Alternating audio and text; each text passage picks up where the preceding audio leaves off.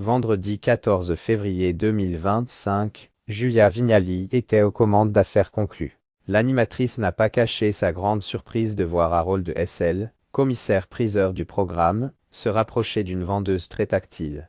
Comme tous les après-midi de la semaine, Julia Vignali a présenté un numéro d'affaires conclu, vendredi 14 février 2025. L'occasion de faire la connaissance de Lydia, une chanteuse très heureuse de faire la connaissance de la célèbre animatrice. D'ailleurs, en coulisses, avant d'aller présenter son objet, elle a pu croiser la femme de Kad Merad et n'a pas pu s'empêcher de lui demander si elle pouvait lui faire un câlin. Mais oui, bien sûr, vous êtes adorable, lui a lancé Julia Vignali en la prenant dans ses bras.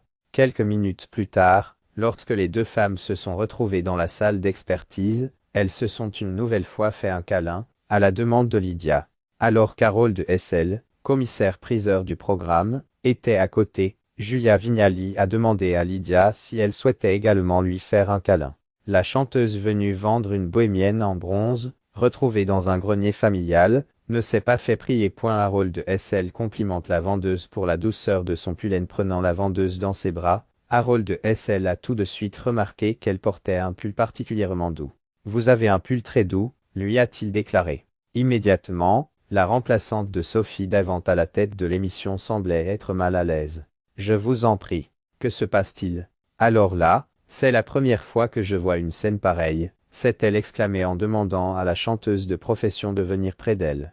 D'ailleurs, d'ici vous allez pouvoir encore mieux voir Harold, a-t-elle ajouté en rigolant. En salle des ventes, Lydia a une nouvelle fois fait sensation en donnant de la voix. Une performance qui a charmé les acheteurs qui se sont battus pour obtenir son bronze.